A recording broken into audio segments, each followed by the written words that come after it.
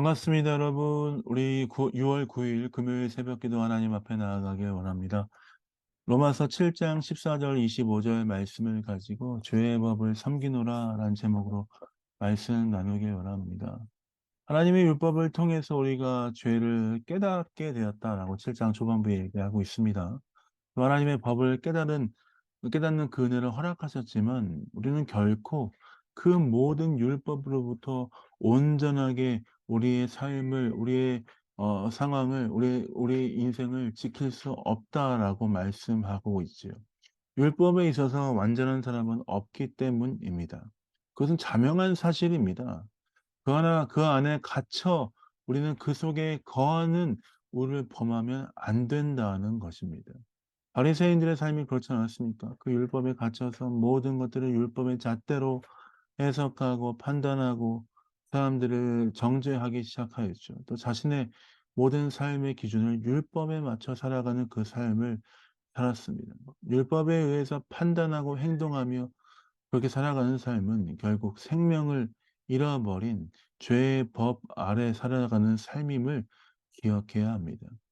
왜냐하면 예수 그리스도는 그 모든 율법을 완성하셨으며 그 율법 아래 사는 것이 아니라 예수 그리스도의 십자가의 은혜로 그 은혜 아래 살아가라고 우리에게 도전하셨기 때문입니다.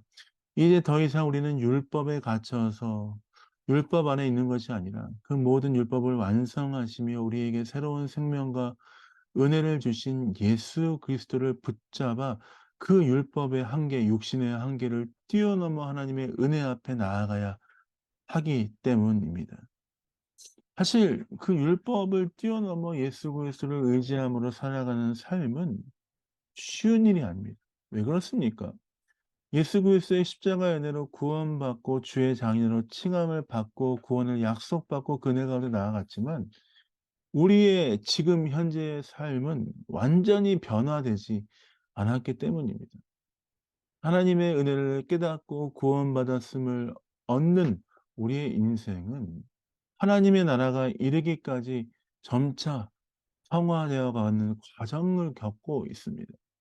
우리는 죄의 법 아래에 있는 사람들이기 때문에 결코 완전하게 깨끗하게 거룩하게 될 수 없다는 것을 기억해야 합니다. 이 세상에 살아가는 동안 우리는 우리 안에 있는 그 죄성, 죄의 본성들이 여전히 남아 있기 때문에 그 모든 것을 뛰어넘어 역사하신 예수 그리스도의 십자가의 은혜를 붙잡고 살지 않는다면 우리의 죄의 본성들이 튀어나올 수밖에 없다는 것입니다.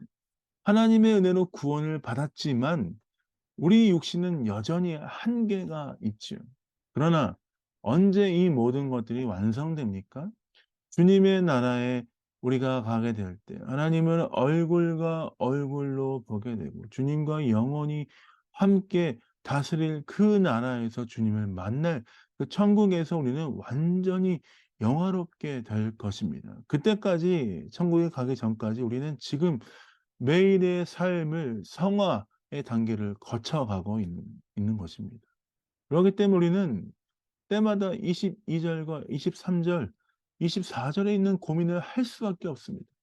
하나님을 잘 섬기고 싶고 그 뜻과 그 은혜 가운데 살아가고 싶지만 22 절입니다. "내 속 사람으로는 하나님의 법을 즐거워하되" 23 절 "내 지체 속에 한 다른 법이 내 마음의 법과 싸워 내 지체 속에 있는 죄의 법 아래 나를 사로잡아 오는 것을 보도다." 우리는 매일 이런 고민을 할 수밖에 없습니다. 하나님의 은혜 가운데 잘 살아가고 싶지만 죄의 본성 가운데 치여서 하나님의 은혜로부터 때로는 실망하고 좌절하는 그 상황을 겪게 되는 것입니다. 우리도 그랬지만 사도 바울도 이런 상황을 겪었습니다. 그런 상황을 겪었던 사도 바울은 어떻게 고백했습니까? 24 절입니다. "오라 나는 공고한 사람이로다. 이 사망의 몸에서 누가 나를 건져내랴." 죄의 법 아래 있으면서 예수 그리스도의 은혜를 십자가의 은혜를 받았음에도 불구하고 여전히 죄의 법 아래에 있기 때문에 완전히 자유롭지 못한 지금 이 상황, 때로는 죄의 영향을 받을 수밖에 없는 이 상황에서 누가 우리를 건져낼 수 있을까? 바로 25 절입니다. 우리 주 예수 그리스도로 말미암아 하나님께 감사하리로다.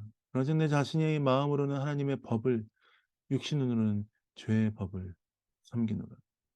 우리 주 예수 그리스도로 말미암아 하나님께 감사하노라. 우리의 삶의 연약함 가운데 무너질 수 있는 상황이지만 우리 주 예수 그리스도를 우리에게 허락하시는 하나님께 감사합니다. 주님이 그렇게 우리를 은혜 가운데 인도하실 수 있습니다 하는 고백이 사도 바울의 고백이었습니다.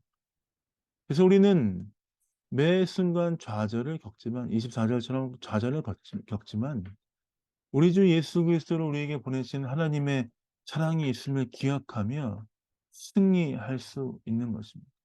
즉 인생의 밑바닥을 경험하고 내 스스로 구원받을 수 없는 자임을 확인할 때마다 다시 한번 하나님의 은혜를 구하게 됩니다. 하나님, 나는 공고한 사람입니다. 나에게 소망이 없습니다. 그러나 주님, 우리에게 은혜를 허락하신 예수 그리스도를 허락하신 하나님의 은혜로 말미암아 새롭게 될 수 있습니다.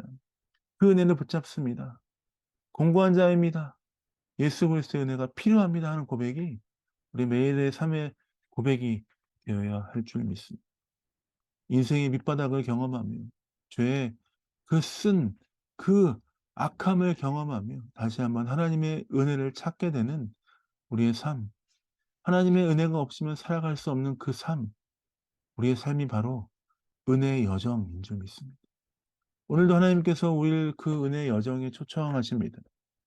죄 가운데서 우리의 공고함과 연약함을 보는 우리의 삶에 대해서 비참하다라고 여길 수 있지만 그 비참한 우리의 삶 가운데 한 줄기 빛 같은 예수 그리스도를 허락하신 하나님의 은혜에 감사하며 나아갈 수 있는 그 삶, 우리에게 허락하신 이 삶을 기쁨으로 승리해가는 귀한 하루 되시길 예수님의 이름으로 축복드립니다. 주님이 계시기에 비참한 삶임에도 불구하고 승리할 수 있습니다. 예수 그리스도의 십자가의 사랑이 있기 때문에 우리의 참담한 삶에 소망이 있습니다. 그 주님의 은혜에 감사하며 나아가는 하루 되게 하여 주옵소서. 그 기도하며 나아가신 여러분 되시길 예수님의 이름으로 축복드립니다. 제가 기도하고 새벽 기도 마무리하겠습니다. 기도하겠습니다. 하나님 그렇습니다.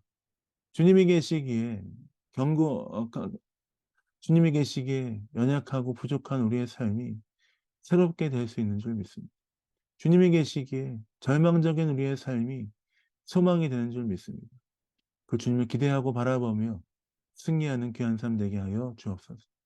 감사 찬양 주 앞에 드립니다. 예수님 이름으로 축복하며 기도합니다. 아멘. 사랑합니다. 축복합니다. 주님과 함께 승리하신 여러분 되시길 원합니다. 사랑합니다. 축복합니다.